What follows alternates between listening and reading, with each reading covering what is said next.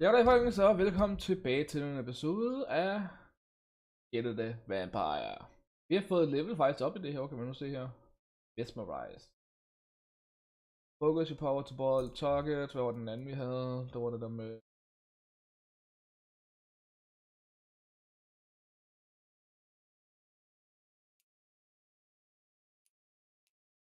Nej, beholder det der for nu. Jeg kan ikke huske, hvad for en APS bruger af til at starte med. Jeg mener jo den der.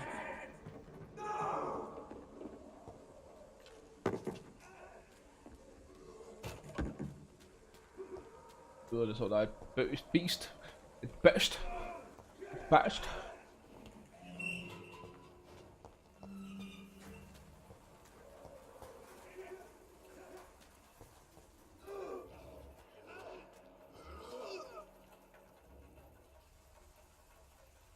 Eller herovre ved.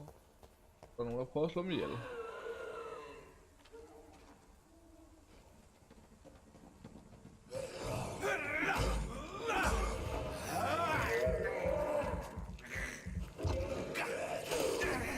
Og for lige at vise jer, hvor meget skade det her det giver. Du så I godt, så for det første mistede han meget af sit liv. For det andet så eksploderede han bagefter. Og skadede så alle omkring sig. Det er sådan noget, dit uld kan gøre. Ja, det er ikke helt ramt mig nu.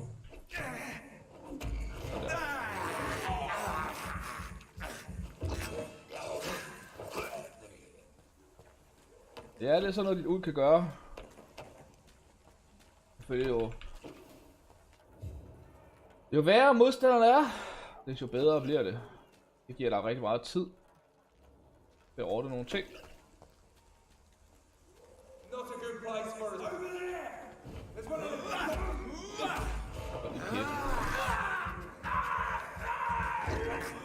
Kan man ikke kalde mig for en leech. Det kan godt være blodsur, men det er en anden sag.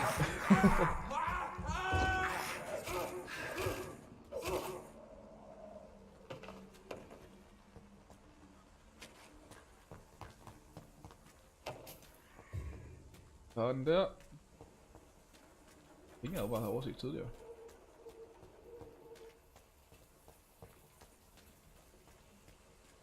Det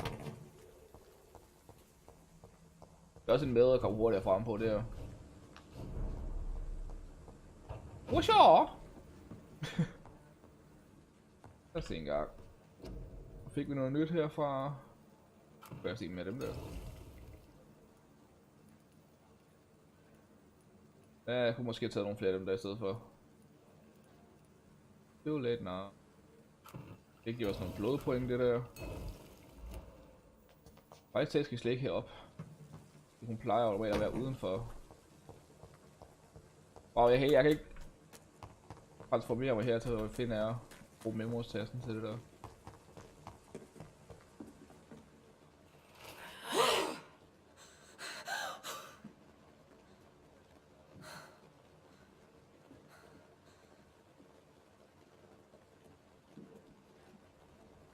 I would ask you to avert your eyes, sir.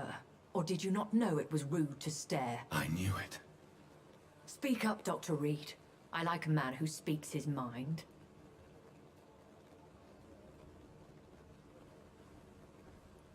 You killed him. He trusted you. And you killed him. Spare me your sarcasm, Jonathan. You are but newly born in this world.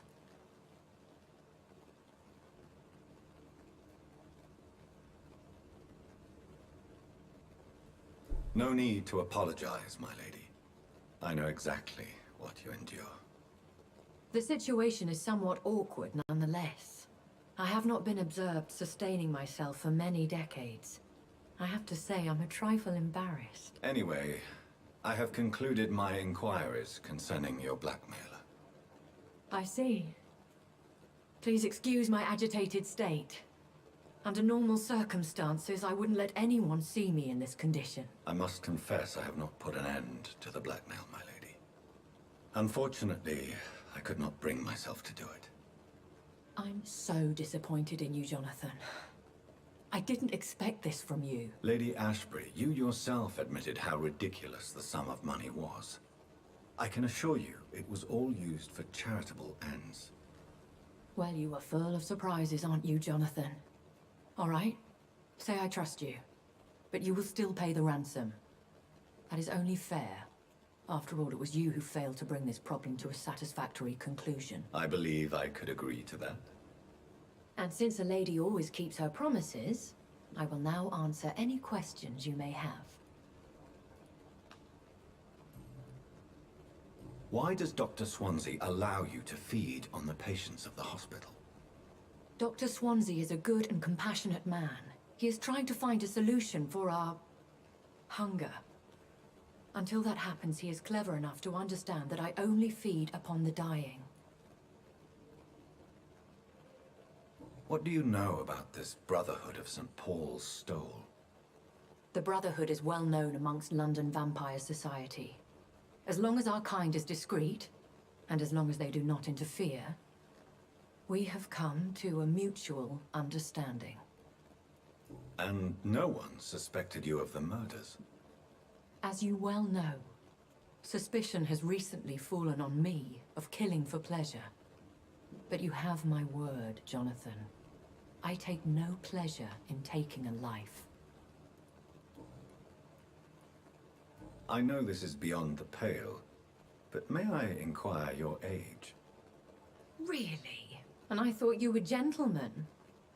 If you must know, I'm 27. I've been 27 for a long time now, and 27 I shall remain. And who bestowed upon you this eternal youth? My maker. He left this isle a long time ago. Very well, but I believe there is more to this than you are saying. A lady has to have some secrets. Do that. Why did you save me in the canning factory? I could hardly stand by and watch such a promising young blood as yourself be torn to shreds by some gutter skal. What type of vampire is a skal? Not a true vampire. The deformed offspring of lesser vampires. It is a shame these creatures run wild, slaves to their baser instincts. William Bishop wasn't the vampire that created me then? No, Jonathan. Whatever their strength and demeanor, skals are the progeny of careless vampires. It cannot be the other way round.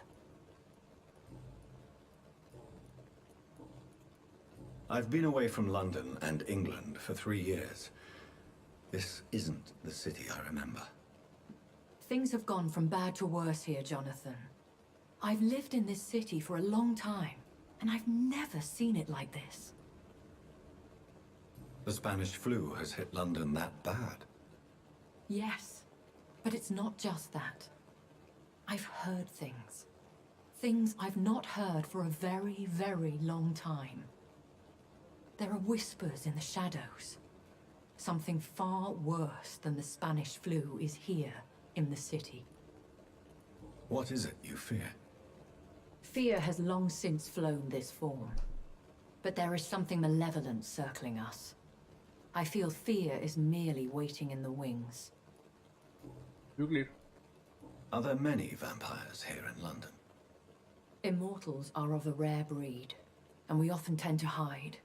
But you may occasionally meet some of us at night. Do you know any of them? Have you an idea of the identity of the vampire who attacked me? You mean your maker? No, Jonathan, I have no clue. But I fear he or she is as careless as cruel. To let you discover your new condition by yourself. What do you mean? Every now and then, you may discover an immortal in the deep of the night. But we are a rare and reclusive breed. Our progeny is almost never accidental. Will they all be as affable as you, my lady? I do not see why not. But remember, even the shark smiles before he bites. That sounds like a lesson from experience. Vampire politics are as intricate and sometimes tedious as a game of chess in a gentleman's club. I've learned from experience it is best to decline to play. When I awoke, changed, I was chased and attacked by vampire hunters. Prepared and well-trained. Though I can't be certain. More than likely it was the once glorious Guard of Priwen. Once glorious, but still dangerous. They have seen better days, but all fanatics are dangerous. You would be wise to stay clear. They are sworn to destroy our kind. You make them sound like some sort of cult. More a society. And like all the best ones, a secret society. I thought them almost gone, but it seemed they have been recruiting. I've been hearing a voice talking in my head. Is this some kind of insanity? It feels like the voice of the vampire that created me. Hush. Tell no one this. It would be unwise to talk of such things amongst British immortals. Speak no more of your maker. Excuse my forwardness, but... are you my maker? Me? Goodness, no. Only a foolish immortal would create a progeny without taking precaution, and I'm no fool. How could this cause offense? Only the powerful immortals can mentally call to their progeny. No vampire or hunter will sleep easy, knowing that an unidentified elder is stalking the streets of London. I don't understand. Why was I created and then left for dead? That is a question only the one who made you can answer. It's not normal practice. I doubt even if you find him, he will answer you, considering how cruelly he treated you. So me being a vampire could have been a mistake. I very much doubt it, Jonathan. Contrary to the legends, it is not as simple to make another vampire by just biting someone. I'd like to avoid creating another vampire by mistake anyway. Tell me, how is it done? The process is dangerous. It could even kill your potential progeny. If you did decide to sire an offspring, they must drink of your blood, Jonathan. A vampire? Is that what I am? What we are? Such a crude word, defined by penny dreadfuls and drunken hacks. No. You are now an Ekon, and that you shall remain. Are you an Ekon too? Yes, I am. We are the closest thing to what man refers to as vampires. Forget what you think you know about us. So we are Ekons. How can I identify us amongst other vampires? How to put it? All Ekon are vampires. But all vampires are not Ekon. We are but a branch of the immortal tree. I bid you farewell. For now. Super. Det fik jeg I meget. must quickly analyze the blood I took from Nurse Crane's patient. God idé.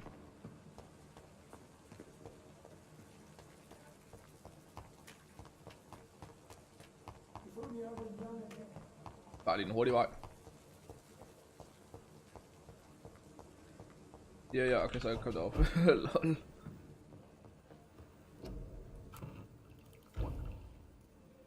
Staminasium.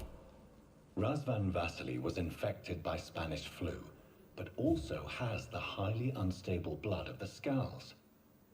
Is the London vampire epidemic transmitted through the flu? I should talk to Dr. Swansea about it. Chapter 3, Family History.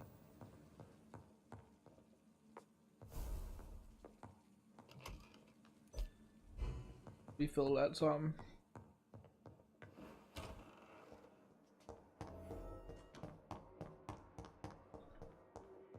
Før vi gør det, jeg tænker jeg lige, vi kigger på det her år. Så vi kan se, at hun har fået fatigue og...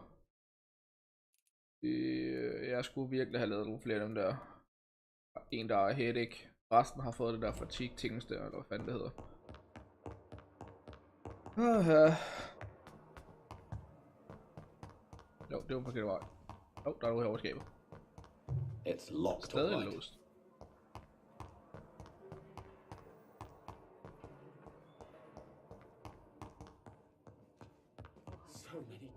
Og så engang, han er healthy. How can we be sure we're making a difference? Jeg tager hende der først. Good evening, Doctor. Do you require medical attention as well, Mrs. Goswick? Do you know you're the only one who's asked me this? No, I don't feel well, actually. Despite what you think about this place, I can tell you with absolute certainty, taking this will help you recover. Well, at least your reputation seems well deserved. Unfortunately, I can't say the same for this hospital. Det har ikke givet os noget åben for noget som helst. Nej. Goodbye, Mrs. Goswick. Men sådan er det. Han fejlede ikke noget.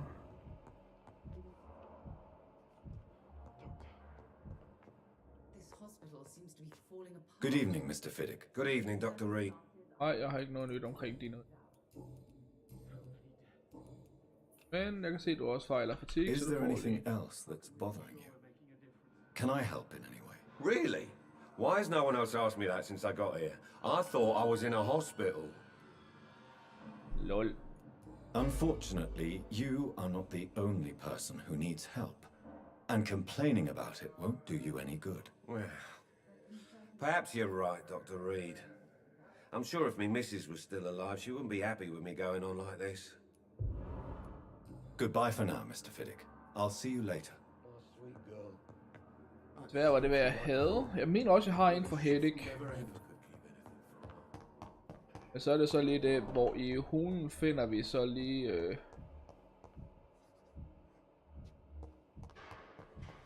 den person hen...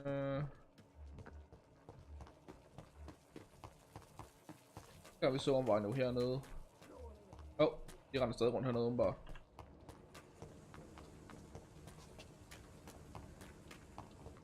Dengang. Hello again, Mr. Thatcher.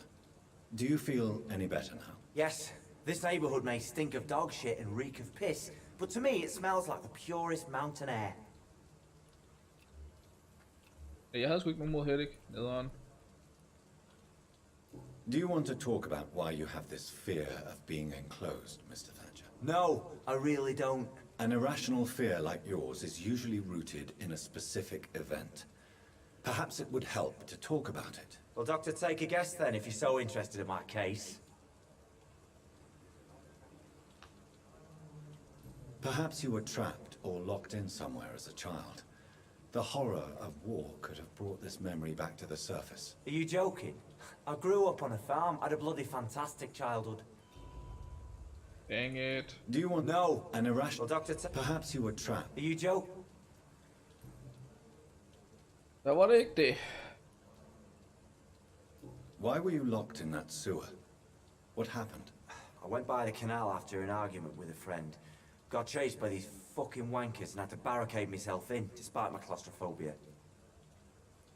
Tell me about your claustrophobia. Has anyone given you an official diagnosis? That's what the bloody doctor said. But I don't want to go to a hospital to get checked again. I'll deal with it my own way. Why did you run? What was the reason for your argument? Newton wanted me to go to a hospital, but I can't stand being closed in. It makes me feel like I'm suffocating. Oswald, why did you not go to the Pembroke Hospital to seek medical help? I don't trust doctors. All they care about was their careers and processes.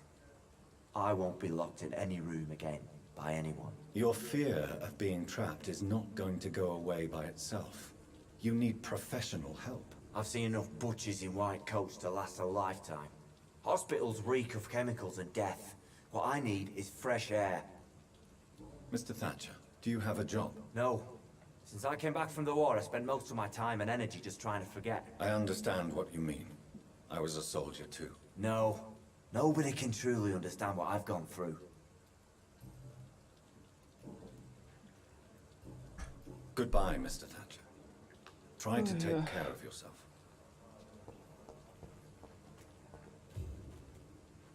Hello again, Mr. Blight. I'm happy to see Mr. Thatcher is safe, for now. I'm eternally grateful, Doctor. We were total strangers and you helped us anyway. Can't thank you enough, sir. You are always welcome at the Pembroke Hospital. As a former officer, I'll be honored to welcome a fellow veteran. I'm not giving up on bringing Oswald back to the hospital. I just need to convince him that he needs some help. Perhaps he needs to reach that decision by himself. Could you speak to him? He doesn't usually listen to doctors, but perhaps because you've been through it, you can talk him round. Why do you stay here now that Mr. Thatcher's back? It's complicated. Since the war, Oswald's been really nervous with the idea of entering any hospital. And me, I've got my own issues. Can you speak about them? Rats, sir. Even seeing one, they turn me. Just want to run. It's that fear that stopped me from going after Oswald when he left. What can you tell me about the war, Mr. Blight? If you want to speak about it, of course. War was... well, you know, sir. The stench of death everywhere. Your mates lying bleeding in the mud. Just praying to make it through and get home. Bloody nightmare. I fought in France, too. I served as a field surgeon, but it was not uncommon to repel an assault, especially at night. Yeah. The first time I was wounded, I had to protect the infirmary from hostiles. Twice. Did you know Oswald Thatcher before the war? No. We met in the battlefield. I think we're in the same boat to France. We've stuck together ever since. Jeg siger, soldaterkammerater holder godt sammen, så... What caused your phobia of rats, Newton? It happened last year following an artillery attack. I was trapped for 2 days in a hole under 2 dead soldiers. And there were rats. Go on. They started eating me as soon as I dozed. Gnawing at my ears, my fingers, lips. I couldn't move. Couldn't call for help. I see. No, you don't. You have no idea what it is to wake up buried under bodies. Fucking vermin eating your flesh. Oswald. He found me and saved me. Teknisk set, så ved vi næsten, Goodbye, om det Mr. er at Blight. vågne op under bodies, Take så... care. Hvordan gik han an? Det er helt derovre. Jeg ved ikke, om vi kan snakke med ham igen. Vi kan prøve. Så kan det jo hjælpe noget, men... Good evening. Evening, Dr. Reed. Ja, ikke rigtigt. There's a clue derovre ved. Goodbye, Mr. Thatcher. Try to take...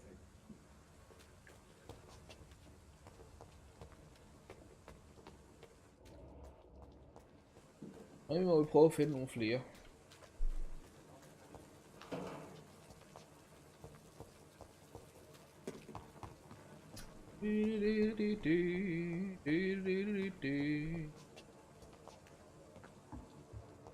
Og lad os lige gå op og snakke med ham deromme på. Jeg mener ikke, der kan ske så meget andet end ved det.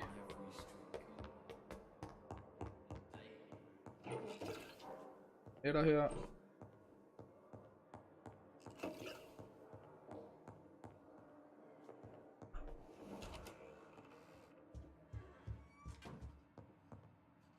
Evening, Edgar. Could I get your professional opinion? Please speak, but I have something important to tell you. This strain of flu, it's very different from the one I saw in Europe. It's downright peculiar. Really? What makes you say that?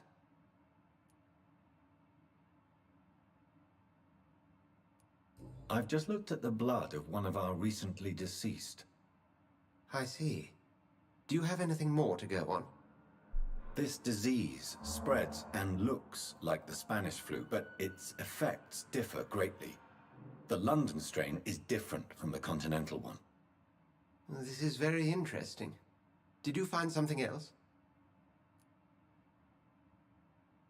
Yes. Unlike the flu, the infected begin to show an increase in outwardly aggressive behavior. More than simple agitation. Once docile people become violent. You mean like rabies? Is there a chance we could create a vaccine, Jonathan, like Pasteur? By the stove, that would be smashing. There's a lot we're not seeing here. But it is spreading, and quickly. If we don't act, the whole city could be lost. But Jonathan, we've a fantastic opportunity sitting right here in front of us. A weapon of choice. What on earth do you mean? Why, you, my dear boy. With your expertise and your blood, we could isolate the properties that course through your veins. Think about the possibilities. And why not? What did Stoker say about the Children of the Night? Well, using my blood, I could create a whole army of vampires. Surely you're joking. We'll discuss this more later. Thank you for your time. No, thank you, Jonathan. But as I said, I needed to talk to you. I have some rather bad news. Yes? I'm afraid it's your sister. My sister? She's to be buried this evening at Whitechapel Cemetery. Your mother published the obituary this morning. I see. I'm sorry, Jonathan. Please accept my condolences. Ja.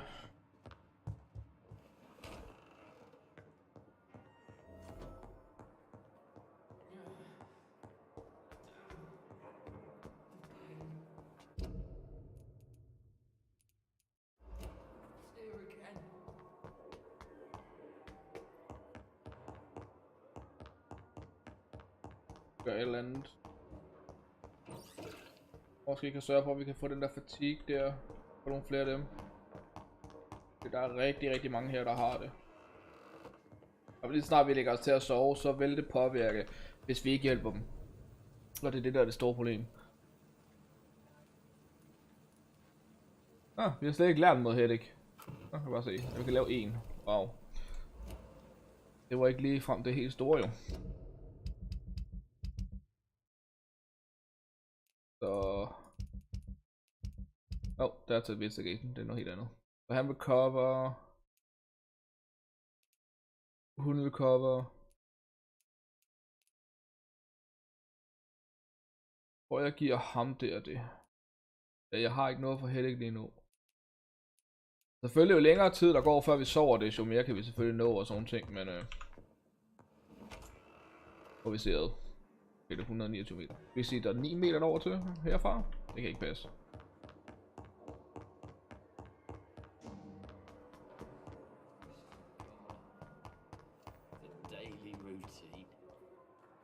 Good evening, Mr. Elwood. Evening, Dr. Reed. Er der noget her vi kan gøre? Nope. Nope. Yeah. Soldier, do you need assistance? Not really. I think I caught something in this bloody hospital. I swear I'm dead, yet smiling inside, Dr. Reed. As long as you remain here, I will make sure you don't have to worry about your health. Don't think you can do much about it. Damage is done. Goodbye for now, Mr. Elwood. Damn. The pain. Så vi får også XP. I would have to attend my murdered sister's funeral. Mary, I can't forgive myself. I'll find the truth about what happened to us. I swear. I know I can count on you. I wish I could say the same for the others.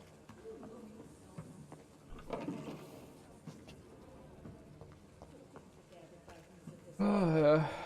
Well. Men igen kan vi da prøve at se, om der er nogen måske... Good evening, Milton. Good evening, Doctor. Still trying to save lives?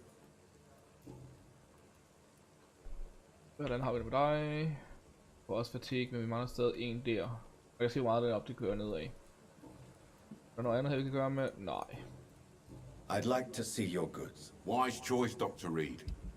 Jeg skal faktisk ikke bruge guns så meget. Der er faktisk ikke rigtig noget for dig, jeg har sådan lige har brug for. Det er mere medicals, jeg sådan har brug for. Var det Piper, jeg kunne købe fra? Good evening, Nurse Hawkins. Good evening, Dr. Reed. Nej, det var det ikke. Goodbye, Nurse Hawkins.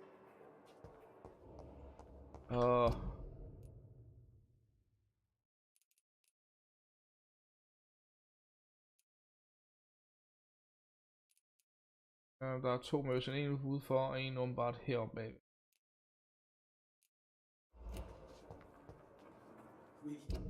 Hvis jeg kigger rigtigt, så er det her omkring. Good evening, Dr. Strickland. And good evening to you, Doc.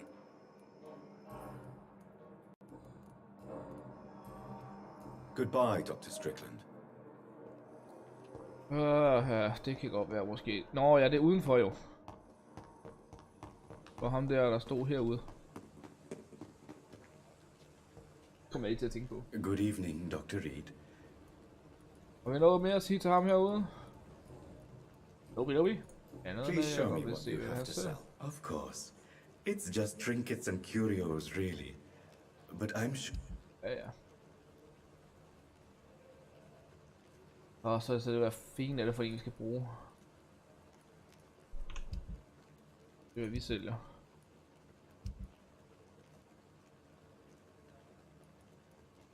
Også sælge treatments.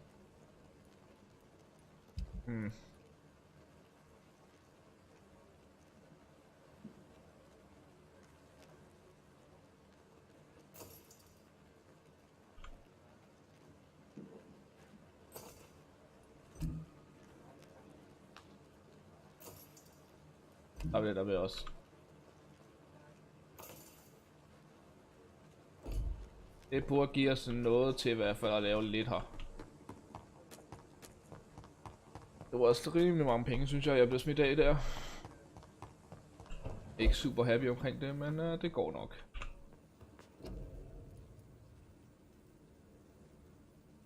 Vi har 5 af dem. Vi kan sige, at vi kan lave 2 af dem her.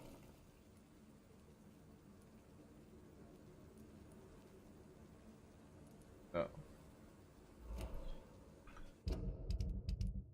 Men det er 2 mere, vi kan sådan køre, og så er vi tæt på at have de fleste af dem kørende.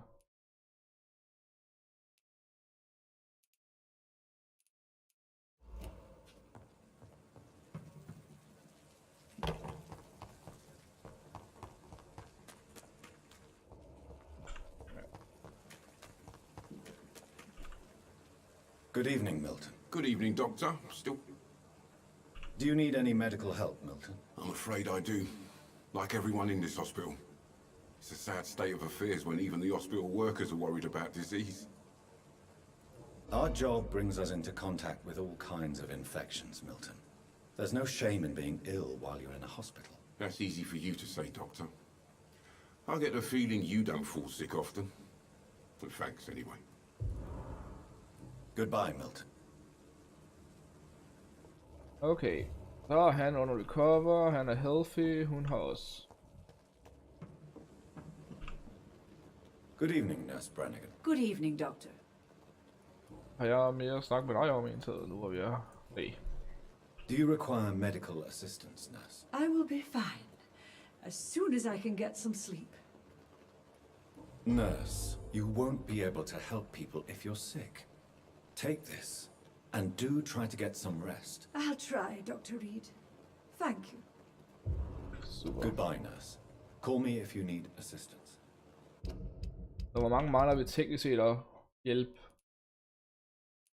3 mere med det der. Nej, faktisk kun 2. 2 mere.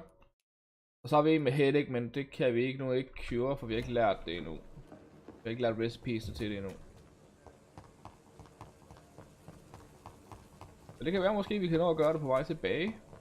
Baseret. En af det herovre fra. Plejer at jumpe før i tid.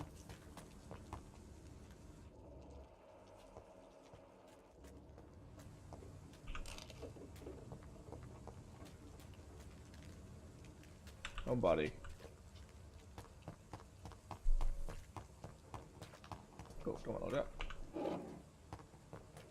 Ikke helt det jeg lidt efter, men fair nok.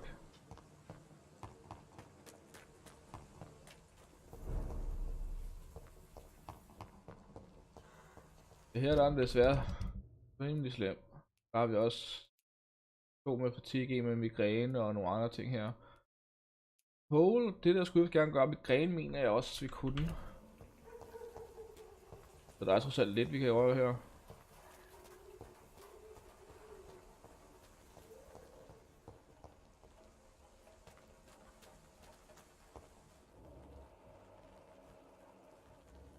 Og nu er bare lidt den saved. Det der.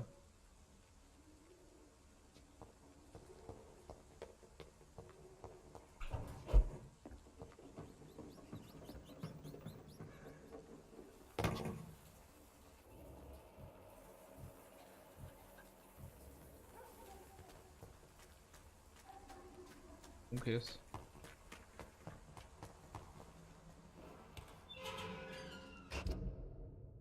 Faktisk derovre. Men jeg tænker måske det er meget godt lige at gå rundt og hjælpe folk lidt.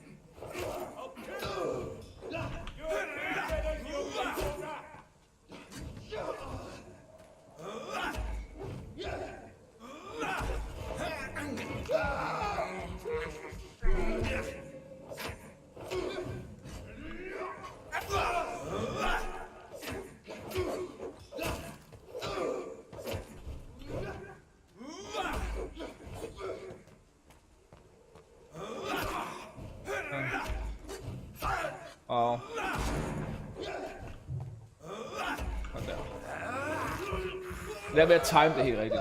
Ja, men det med dig, mand.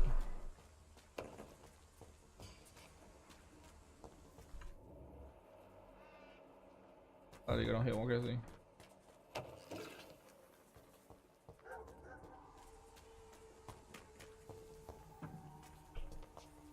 Ingen herovre. Nogle skruer i den der.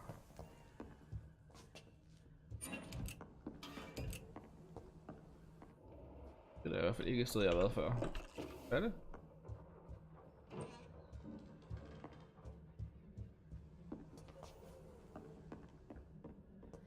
Ja. Det ligner i hvert fald ikke noget jeg har været før her. I hvert fald ikke i den her runde her.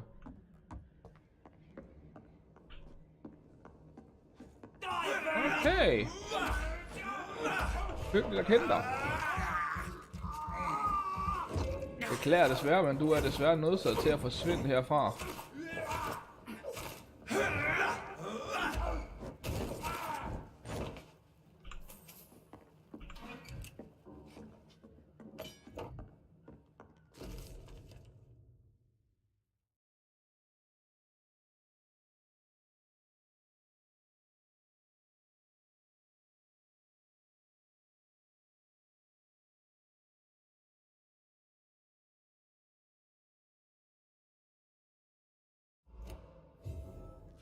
Eller på at det kunne nogle gode ting, det der i hvert fald. Her er pengeskabet åben.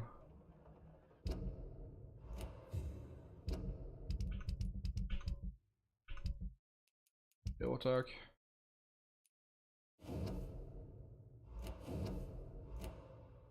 Jeg ved ikke, hvad der var for nogen der sagde, jeg fik fat i der. Jeg synes, den sagde 2 breve lige pludselig. Det vil sige, de har observeret hospitalet herfra. Au.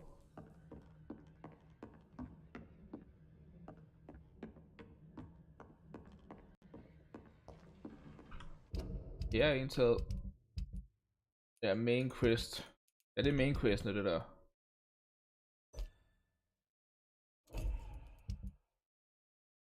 Så jeg lige kigger på hende. Har jeg nogen quest herovre? Social Circle. Ikke rigtig noget, fordi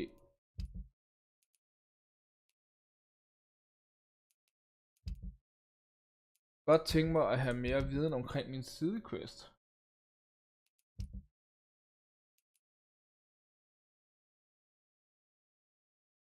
Oh. Reassures Huggers about the spice. Det er altså et eller andet, jeg skal snakke med hende omkring, går jeg ud fra. At den er gennemført.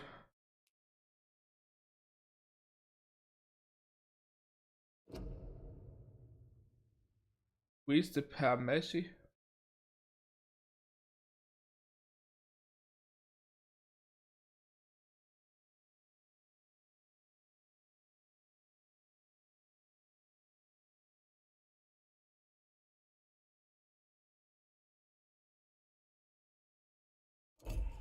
Okay.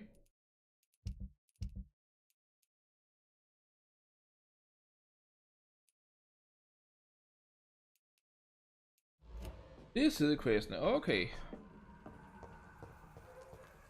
Ja, jeg var lige lidt tid at huske på alt det her.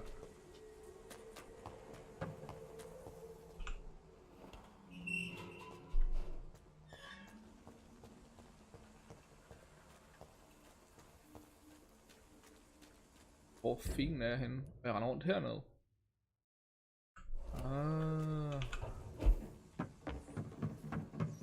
Så det er ikke så helt... Wow, selvfølgelig hopper jeg forkert ned. Det er ikke så meget fart, så det er vejen direkte herover til, hvor alle er. Yes, sir.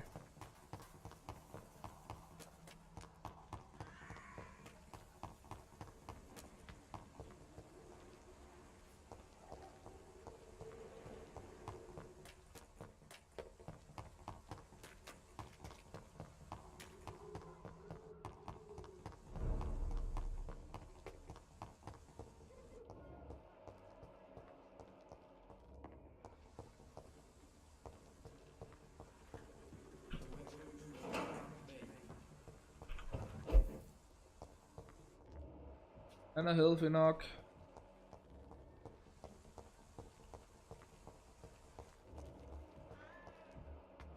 Gren. Its effectiveness has been Good evening, proven by Benjamin. many. Can I help you? I'm afraid not, Mr. Reed. Det har jeg så ikke noget for. Have you any news of Nurse Crane and her dispensary? I visited her dispensary recently. If I'd heard about it sooner, it would have made life easier. When science fails you, A gun, alcohol. Ja, ja. give you faith again. Okay, så du er healthy, du har migræne, det kan jeg ikke hjælpe dig med.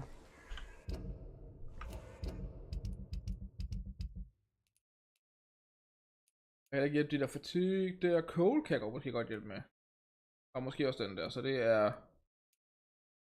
de to derovre i. Ja. Okay, så den ene er vist inde på kirkegården, og den anden er i huset i herovre.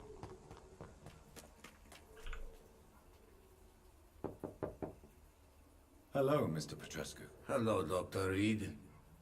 Det var det samme. Kom ind. Det har vi ham. Yes? Do you need some help, Mr. Petrescu? I am very tired, but that is all. I don't need you, Doctor. Well, I think you do. Take this, and you'll feel better. Free drugs from an English doctor. It must be my lucky day. Goodbye, Mr. Petrescu. Det kan faktisk også lige en mindre idé der. Fordi hun har jo sin egen practice herovre, hvis vi nu kan købe et eller andet af hende.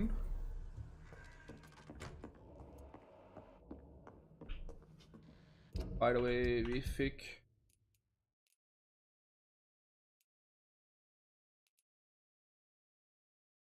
Vi har en ny af dem der. Det er så problemet med den her også, det er, den er langsom. Men stunnen er rimelig god i den også. Det er lige så meget stun som de andre, kan man sige jo. Det gode den der er også, at den også giver stun, men det er også et tohandsvåben, så det er jeg ikke så glad for. Det der kunne vi så også... Ja, hun bare giver enhandsvåben, hun bare ikke så meget stun. Det er jeg så håbe på.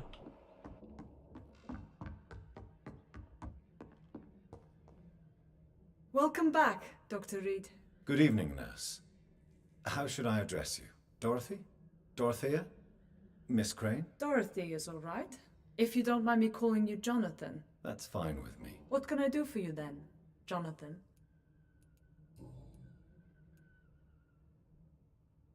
Do you need medical help, Dorothy? I'm a professional nurse. Rest assured, I'll ask for your help if I need it. Do you trust me? You forced me to resign after you caught me trying to save a dying patient. Of course I trust you. You're a blackmailer, just like me. Lol. Are you not afraid of dying? The epidemic is deadly and very contagious. I'm more afraid of being locked in a cell. I've seen what most hospitals do to the sick staff. They keep them hidden to avoid panic. I hope you've stopped jeopardizing this facility with your illegal business, Dorothy. Yes, I have. Most of the time. But the blackmail money is too useful to stop it completely. I just target less dangerous people. Who is the current victim? I would rather you did not know. You are my client, not my accomplice. Besides, I'm much more cautious since the first time you found me. Why did you blackmail Lady Ashbury? She's a generous person. You could have asked her for money directly. She killed those patients, I'm sure of that. I know you like her, but that gingerhead has a taste for blood. Tell me about yourself, Dorothy. There is not much to say. My real name is Dorothea Crasciunescu. I was born in Romania, and I may have been the best nurse Pembroke ever had, before you fired me. Do you think about going back to Romania?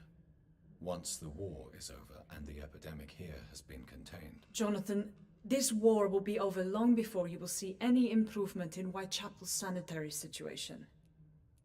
Do you regret your time at Pembroke? I miss the energy. There was so much to do, so much to learn. Even though I was double-crossing the board, I felt I was part of something worthwhile there.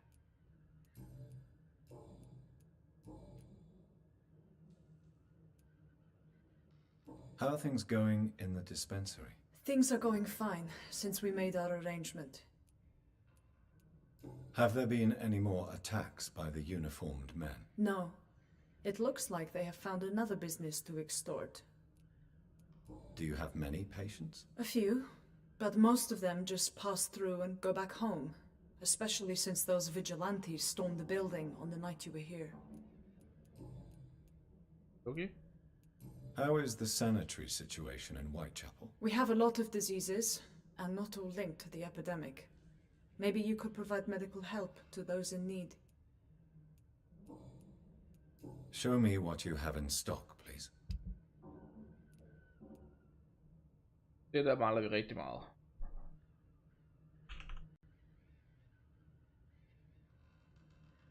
Det er hvad jeg kan købe for. Lidt mere kan jeg godt se. Det var det.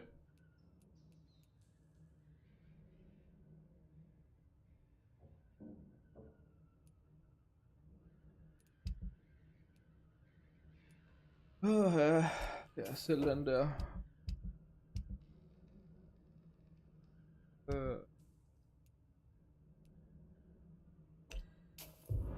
Lad os prøve at sælge 2 af dem der.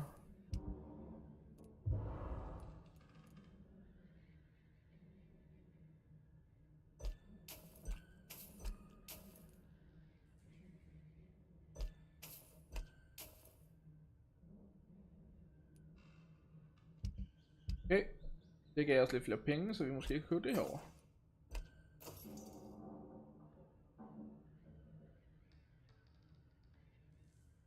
Igen steven, du var så ikke lige det jeg håbede, men fair nok. Og så kan jeg købe det med det her. Er der en crafting table her i en taget? Det er stadig låst.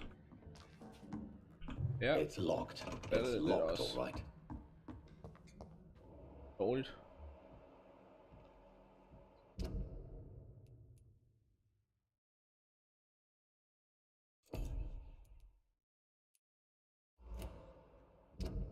Så jeg skal finde et hideout først, for at kunne få lov til at lave noget. Nummer ikke. Men der er heldigvis et hideout her.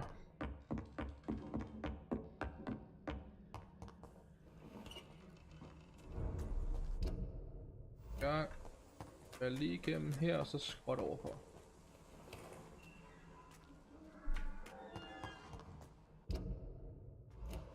Her så derovre. This elixir will give you faith again.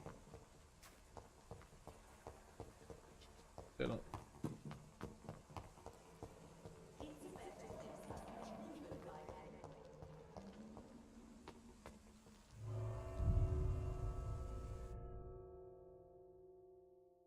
Dum dum da.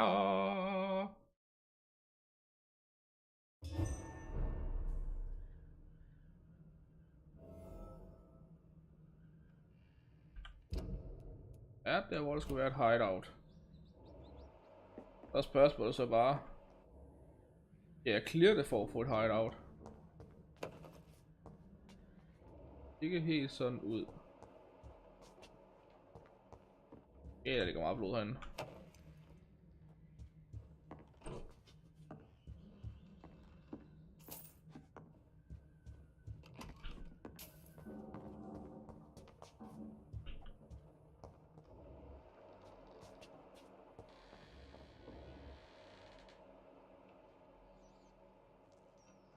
Jo, der er fodspor efter.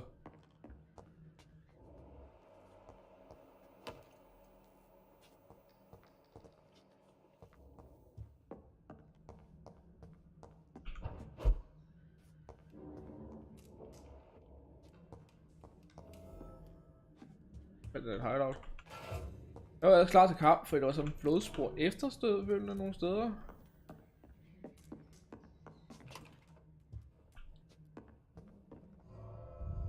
Og det var så ikke min.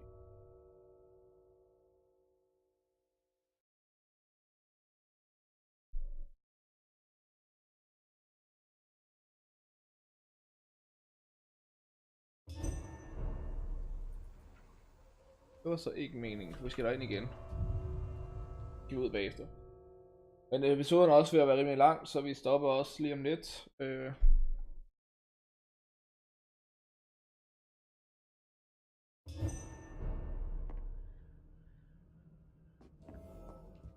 Okidoki. Bingo. Nå, nu var der sådan en der. Så kan vi ikke craft, nej. Og vi kan analysere det her ting heroppe. Så giver os den der, og det giver os også mulighed for de næste hernede. Migræne blandt andet.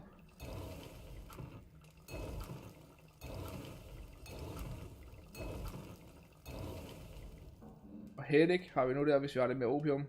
Har vi nogle andre ting her også. Recycle de ting her.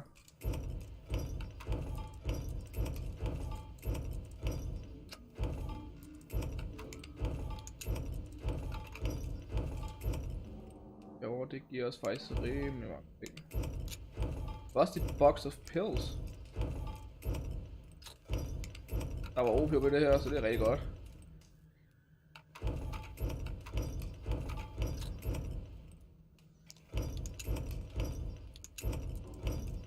Jeg ved faktisk alt det her godt, det bare er gamle ting, der ikke skal bruges længere.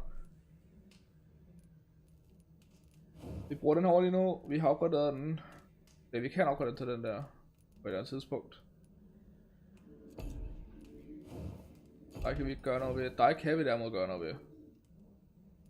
Altså bare det at opgradere den til level 2, så er den allerede bedre stunvåben.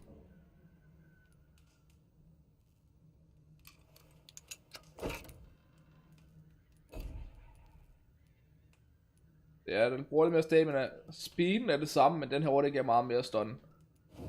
Med dig. Der har vi opgraderet den der, tror jeg det var. Ja.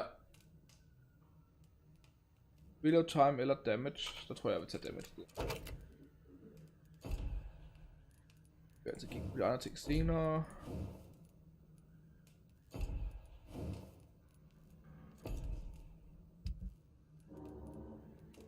Herover nu kan vi jo lave en til headache.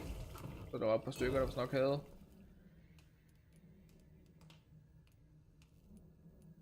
Men der var en af flere, der sagde det der.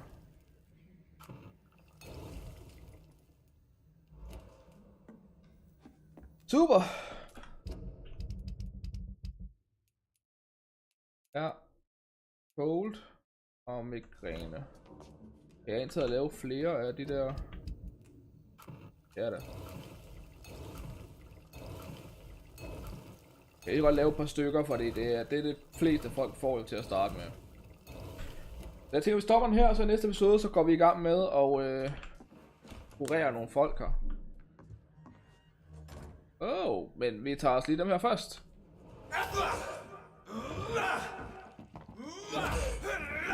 Og det minder mig lige omkring, at du skal skifte ud med den der.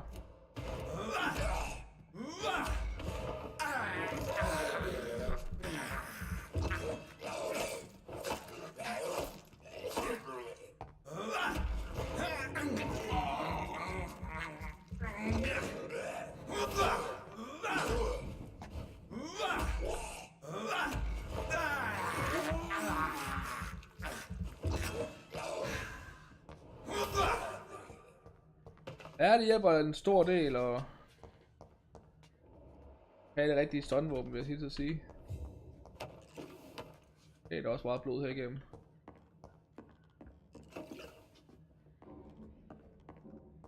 Jeg skulle på tingene der. Går vi så ud her, eller hvad? Ja, det gør vi. Fint.